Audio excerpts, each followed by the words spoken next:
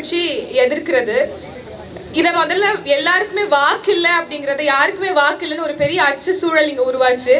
அதை தார்மீகமாக பொறுப்பெடுத்து அரசோ அரசு நிர்வாகமோ இல்லை இந்த எலெக்ஷன் கமிஷனோ யாருமே பொறுப்பெடுத்து பயப்படக்கூடிய விஷயம் இல்லைன்னு சொல்லலை அப்படின்னா இதுல இருந்து நம்ம உணர வேண்டியதுன்னா இது ஒரு பயப்பட வேண்டிய ஒரு விஷயமாக இன்னைக்கு மாறி இருக்கிறது.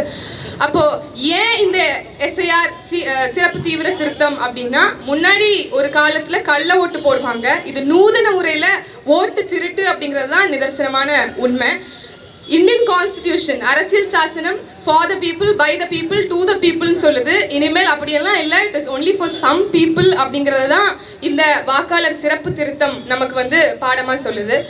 ஏற்கனவே டீலிமிட்டேஷன், GST, அதுக்கப்புறம் டிமானிட்டைசேஷன், இந்த எல்லா திட்டங்களும் எப்படி மண்ணா போச்சோ, அது எதுவுமே சக்சஸ்ஃபுல்லான ஒரு திட்டங்களாக இந்த மண்ணில் இல்லையோ, அப்படித்தான் SIRம் ஒரு தோல்வி திட்டம் அப்படிங்கிறத பீகாரினுடைய எலெக்ஷன் நமக்கு சொல்லியிருக்குன்னு சொல்லலாம்.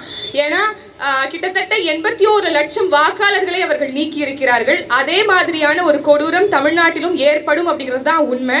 ஏற்கனவே பலரும் பேசும்போது சொல்லியிருந்தாங்க, நாம 3 முறை அவர்கள் வந்தாலும் BLOஸும் அந்த BLAஸும் நம்ம வீட்டுக்கு நம்ம இருக்கிறோன்னு பார்த்தாலும் கூட வெளிநாடுகளில் இருக்கவங்க இல்லை வேறு வீடுகளுக்கு மாறக்கூடியவர்கள், இவர்கள் எல்லோருக்குமே அந்த வாக்கு உரிமை என்பது கிடைக்குமா அப்படிங்கிறது ஒரு மிகப்பெரிய கேள்விக்குறியா இருக்கு. வாக்கு உரிமை என்பது நம்மளுடைய உச்சபட்ச அதிகாரம், நம்மளுடைய உச்சபட்ச உரிமை.